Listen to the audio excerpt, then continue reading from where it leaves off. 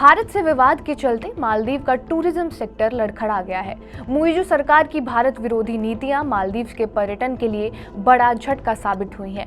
इसका असर मालदीव की अर्थव्यवस्था पर भी देखने को मिल रहा है। इन सब के बीच मालदीव भारतीय पर्यटकों को लुभाने के लिए हर हथकंडा अपनाने को तैयार है। बताया जा रहा है कि Maldives association of tour and travel operators Bharat के कई शहरों में रोड शो कराएगा, ताकि भारतीयों के मन में मालदीव के प्रति बनी छवि को बदला जा सके। हालांकि ये रोड शो किन शहरों में और कब कराए जाएंगे, इसकी जानकारी नहीं दी गई है।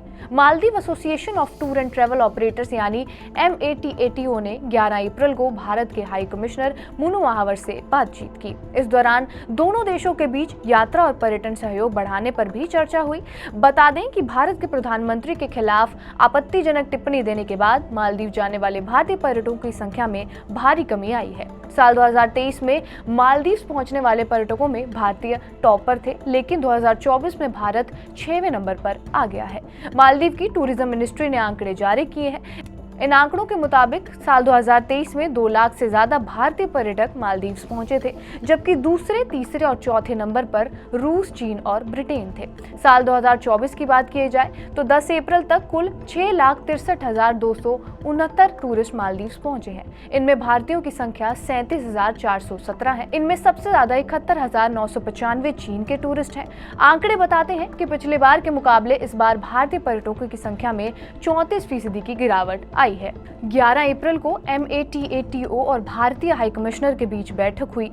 इसके बाद जारी बयान में कहा गया कि भारतीय पर्यटक मालदीव के लिए काफी अहमियत रखते हैं, इसलिए भारतीय पर्यटकों को लुभाने के लिए MATATO भारत के कई बड़े शहरों में रोड शो करेगा।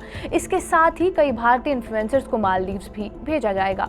गौरतलब है कि 9 जनवरी 2024 को जारी एक बयान में MATATO ने कहा था, भारत और मालदीव के बीच गहरी दोस्ती है। भारतीय हमारे लिए भाई बहन जैसे हैं। हमारे रिश्ते राजनीति से परे हैं। पर्यटन मालदीव के लोगों के जीवन का आधार है।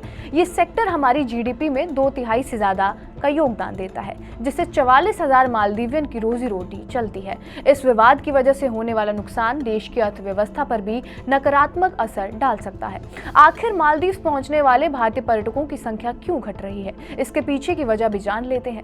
हालांकि इन सब की शुरुआत तो मुइज़ू के राष्ट्रपति बनने के बाद से ही हो जाती है, लेकिन 7 जनवरी को लक्षद्वीप पहुंचकर PM मोदी ने एक वीडियो ट्वीट किया था। इसमें खूबसूरती के लिहाज से लक्षद्वीप अब मालदीव को टक्कर देता नजर आया था। इसके बाद सोशल मीडिया पर बहस छिड़ गई कि लाखों रुपए खर्च कर मालदीव जाने से बेहतर है कि लक्षद्वीप ही जाया जाए।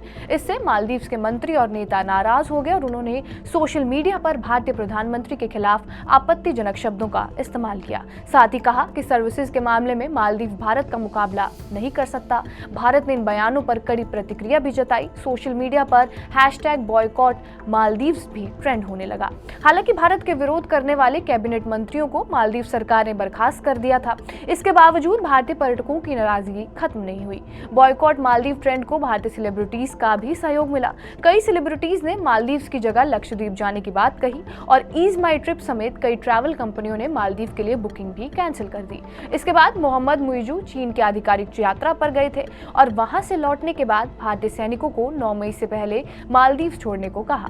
साथ ही मालदीव में तैनात भारतीय तटरक्षक बलों और हेलीकॉप्टर्स को भी वापस जाने का आदेश दिया गया। इसके बाद दोनों तरफ से बयानबाजी चलती रही, लेकिन इन सब का खामियाजा मालदीव को ही भुगतना पड़ रहा है। हालांकि Maldives association of tour and travel operators बातचीत के जरिए दोनों देशों के संबंधों में आई खटास को मिटाने की कोशिश कर रहा है। अब देखना दिलचस्प होगा कि उसकी ये कोशिश कितना रंग लाती है। बहरहाल आपका इस खबर पर और इस वीडियो पर क्या कुछ कहना है, हमें कमेंट बॉक्स में जरूर बताएं। बाकी देश और दुनिया की तमाम बड़ी खबरों के लिए बने रहिए हमारे साथ TV9 डिजिटल पर।